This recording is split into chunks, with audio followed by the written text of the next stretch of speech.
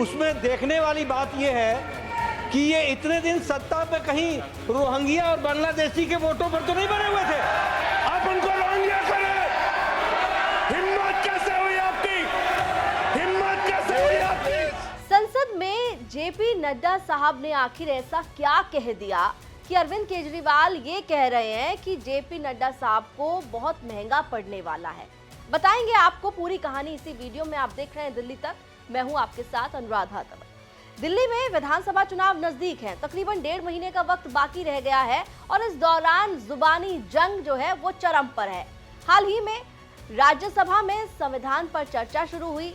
संविधान पर चर्चा के लिए आम आदमी पार्टी के राज्यसभा सांसद संजय सिंह को भी बोलने के लिए मौका दिया गया और उसी दौरान भारतीय जनता पार्टी के राष्ट्रीय अध्यक्ष जेपी नड्डा साहब अपनी सीट पर उठे और जिस तरीके से आम आदमी पार्टी दिल्ली में आरोप लगा रही है कि वोटर लिस्ट से वोटर्स के नाम डिलीट किए जा रहे हैं और कई मुद्दे चल रहे हैं दिल्ली में, रोहिंग्या, बांग्लादेशी, उसी मुद्दों को लेकर जेपी नड्डा साहब ने एक टिप्पणी की और उस टिप्पणी पर बवाल हो गया।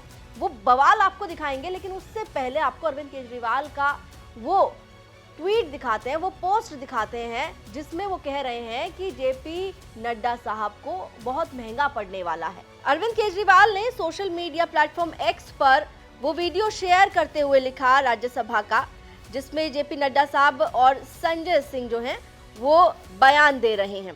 अरविंद केजरीवाल ने लिखा, बीजेपी अध्यक्ष श्री नड्डा जी के द्वारा आज संसद में पूर्वांचली भाइयों को रोहिंग्या, बांग्लादेशी और घुसपैठिए बोलना बहुत महंगा पड़ेगा। आज उन्होंने सदन में कबूल किया कि बीजेपी दिल्ली के पूर्वांचली भाइयों के वोट रोहिंग्या कहकर कटवा रही है। ये वीडियो देखिए और इसे डाउनलोड करके इतना फैलाइए कि ये हर दिल्ली वाले के फोन पर पहुंच जाए। बीजेपी को दिल्ली के पूर्वांचली भाइयों से माफी मांगनी पड़ेगी। तो अरविंद केजरीवाल ने जेपी नड्डा साहब के बयान पर यह कहा है कि उन्हें ये बयान बहुत महंगा पड़ेगा। पूर्वांचली भाइयों को जेपी नड्डा साहब ने रोहिंग्या, बांग्लादेशी कह दिया, ऐसा अरविंद केजरीवाल ने कहा। अब आपको वो बयान सुनाते हैं जिस पर बवाल भड़का हुआ है।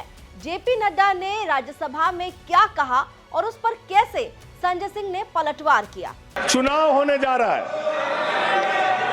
चुनाव भारत के संविधान का एक बड़ा पर्व माना जाता है। संविधान ने हमें ताकत दी, अपने हिसाब से विधायक चुनिए, अपने हिसाब से सांसद चुनिए, वही मंत्री बनता है, मुख्यमंत्री बनता है, प्रधानमंत्री बनता है। दिल्ली में चुनाव क्या हो रहा है? दिल्ली में कैसे चुनाव कर रहे हैं लोग? ये महाराष्ट्र और हरियाणा का प्रयोग, चुनाव घोटाले का प्रयोग दिल्ली में करना चाहते हैं। और वो कैसे करना चाहते हैं? कैसे करना चाहते हैं? ध्यान से सुनिएगा सर प्लीज। दिल्ली के अंदर ये चुनाव घोटाले की मैं रिपोर्ट लेके आया हूं। ये रिपोर्ट आज पूरे देश को पता होनी चाहिए। दिल्ली में जो चुनाव करा रहे हैं मान्यवर, ये घपले से जीतना चाहते हैं। शाहदरा में भारतीय जनता पार्टी के एक पदाधिकारी ने 11,008 वोट कटवाने की अर्जी दी। जनकपुरी में भारतीय जनता पार्टी के 24 कार्यकर्ताओं ने 4,874 वोट कटवाने की अर्जी दी। तुगलकाबाद में भारतीय जनता पार्टी के 15 कार्यकर्ता ने 2,435 वोट कटवाने की अर्जी दी। मानिए आप संविधान पर क्या चुनाव के बारे में बोलना गलत है? आप बैठे प्लीज। क्या संविधान के अंतर्गत चुनाव नहीं होता सर? आप बोले सर, चुनाव के बारे में बोलना गलत है। हाँ, तो ये आप गायब। फ्री एंड फेयर इलेक्शन संविधान ने दिया है। तुगलकाबाद में सर, तुगलकाबाद में एक बूथ है, बूथ नंबर 117, वहां कुल 1337 वोट हैं। उसमें से 554 वोट कटवाने की अर्जी 2 बीजेपी के कार्यकर्ताओं ने दी।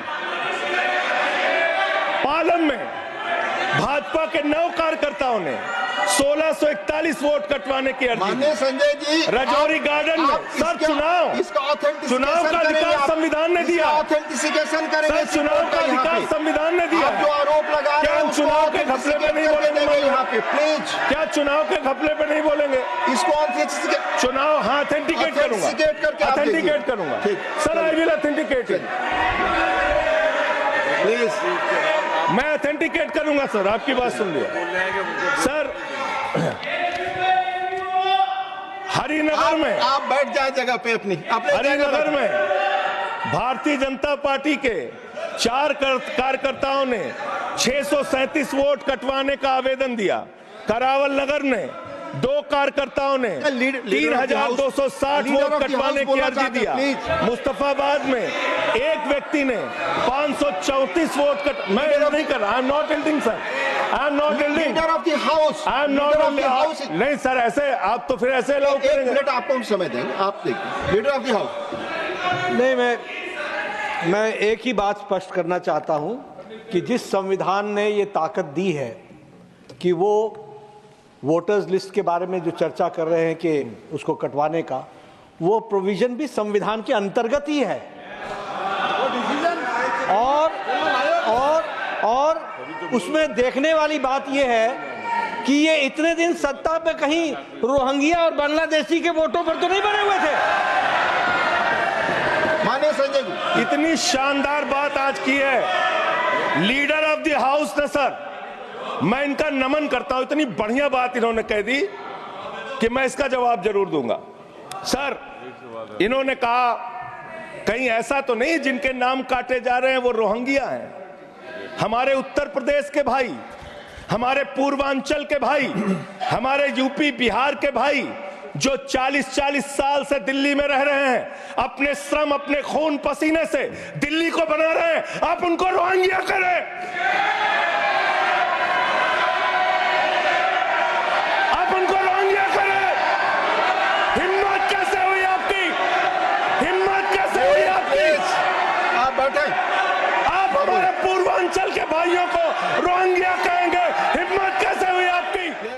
और इस वीडियो को आम आदमी पार्टी के राष्ट्रीय संयोजक अरविंद केजरीवाल की ओर से भी सोशल मीडिया प्लेटफॉर्म एक्स पर साझा करते हुए ये तक कह दिया कि भारतीय जनता पार्टी को पूर्वांचली भाइयों से माफी मांगनी पड़ेगी। फिलहाल दिल्ली में विधानसभा चुनाव जैसे जैसे नजदीक आ रहे हैं, लगातार बयानबाजी का दौर जारी है, बवाल हो रहा है। रोहिंग्या का मुद्दा उठ रहा है, कानून व्यवस्था का मुद्दा उठ रहा है, महिला सुरक्षा का मुद्दा उठ रहा है। और अब जिस तरीके से संसद में ये तीखे बाण चले हैं जेपी नड्डा और संजय सिंह के बीच में, उस पर भी अरविंद केजरीवाल ने जिस तरीके से ये कह दिया कि जेपी नड्डा को बहुत महंगा पड़ेगा। जिस तरीके से उन्होंने रोहिंग्या कहा है, बांग्लादेशी कहा है, पूर्वांचली भाइयों को, ये बर्दाश्त नहीं किया जाएगा और बीजेपी को इसके लिए माफी मांगनी पड़ेगी। फिलहाल अब बीजेपी का क्या रिएक्शन आता है वो भी देखेंगे। जैसे उनकी तरफ से कुछ रिएक्ट किया जाएगा, कोई बयान आएगा, वो भी आपके साथ साझा करेंगे। इस पूरी खबर पर आप लोगों की क्या राय है, आप कमेंट करके हमें बता सकते हैं। दिल्ली से जुड़ी हुई तमाम खबरें आप दिल्ली तक पर देख सकते हैं।